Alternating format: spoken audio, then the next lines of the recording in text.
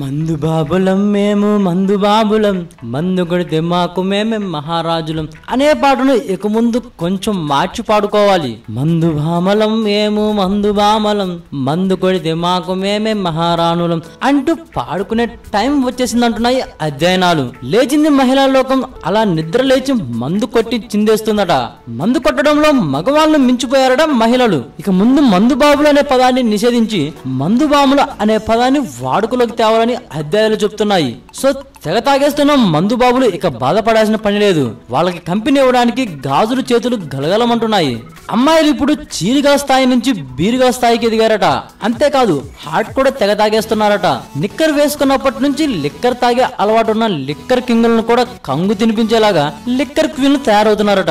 ప్రపంచవ్యాప్తంగా మద్యం తాగే మహిళల సంఖ్య ఎక్కువైందని, పురుషుల కంటే మహిళలే అధిక మోతాదులో మద్యం తీసుకుంటున్నారని ఆస్ట్రేలియాలోని సౌత్ వెల్సన్ యూనివర్సిటీ అధ్యయనంలో వెలువడింది.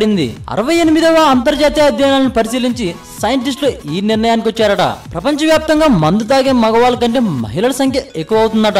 ఆల్కహాల్ ఆడది విడివిడిగా ఉంటేనే మగాడికి యమ డేంజర్, మహా ప్రమాదం. అలాంటి ఆ రెండు కలిసాయంటే ఇక మగవాడి నెత్తిన ఆటం బాంబు వేసినట్టే అంటున్నారు మేధావులు.